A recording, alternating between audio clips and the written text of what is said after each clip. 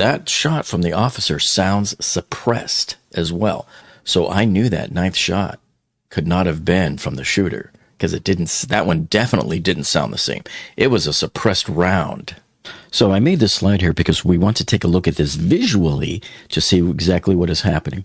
So I made these color zones here for you to make it easier to see visually what is happening. The first 3 shots here are the bad guy.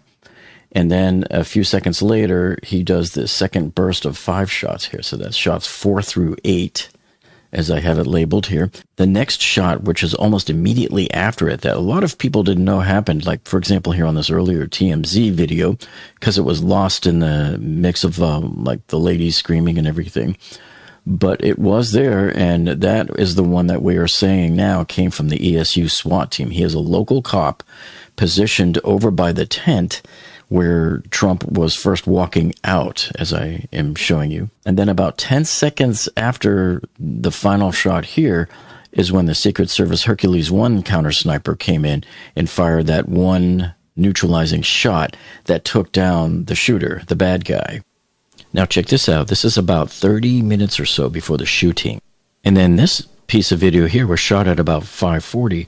And so it shows the Secret Service Hercules sniper team there on top of the red barn, and they look pretty casual. They don't seem to be too concerned about anybody at this point in time.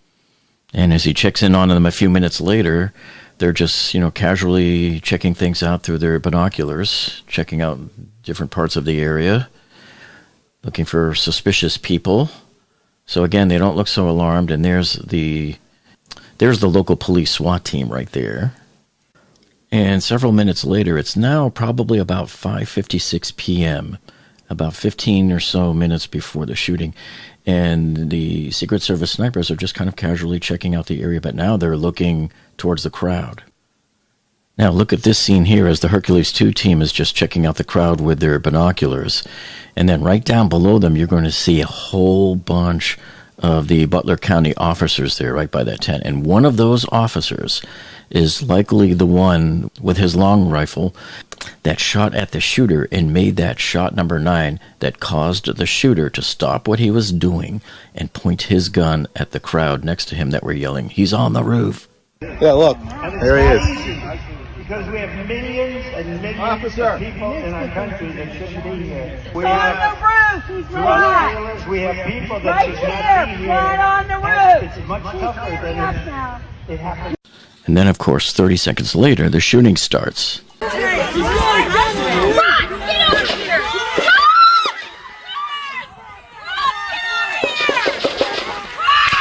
Okay, so I'm going to start the TMZ.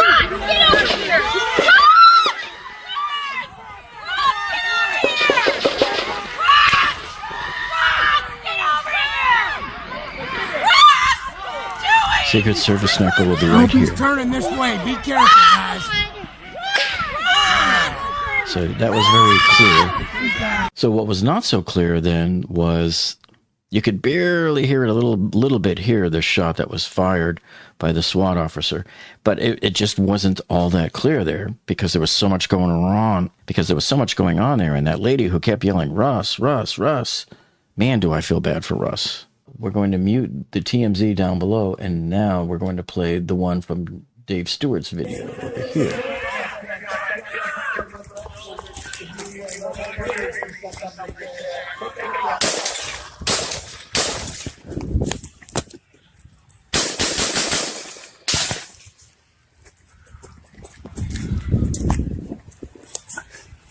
Secret Service will be right here. Their shot's coming up. Very crystal clear. Now, did you notice something in the audio there that was different about Dave Stewart's video than all of the others? He has the distinction of being probably closer to the shooter than anybody who we have a witness video from so far. In fact, he was probably maybe 100 feet at most away from him, but the bullets whizzed right over his head because Dave was hiding behind the tree when the shooting broke out.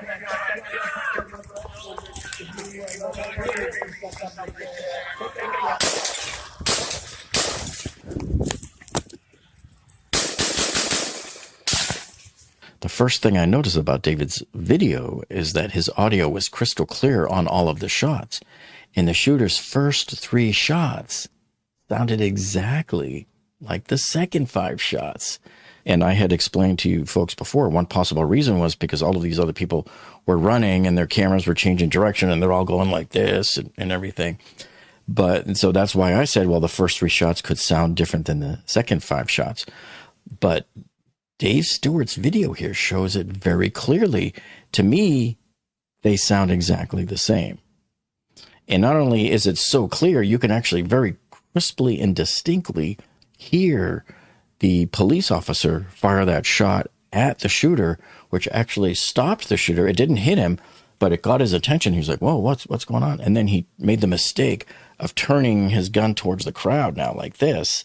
And as soon as he did that, that's when the Secret Service Hercules 1 sniper team, poof, got him right in the head and took him down instantly.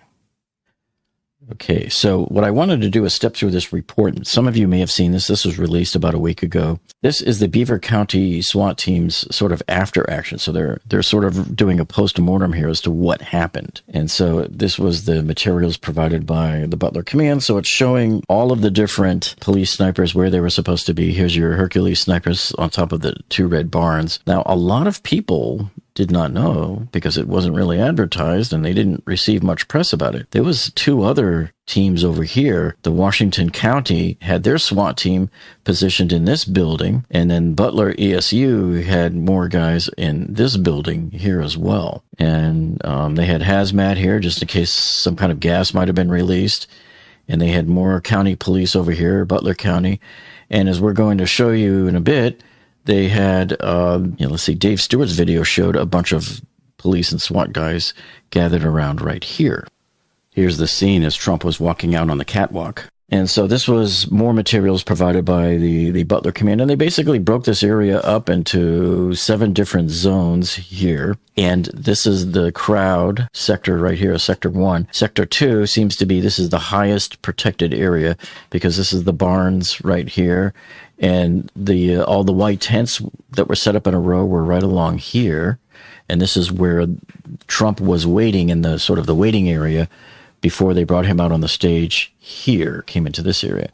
Then it's interesting to note here that of course, the AGR building isn't even in their radar. And that aligns with what the Secret Service had said at the previous congressional meetings last week, was that was outside of their area, that they were focused on this as being their secure area. And they left this area up here to local law enforcement. Okay, so then they have the timeline, and it basically just shows when all the police have to be there, when the snipers were to be in place. On the timeline here, it shows the suspect was first observed at 1710. He walked by a window, and he probably had walked by one of these windows where they had a sniper here,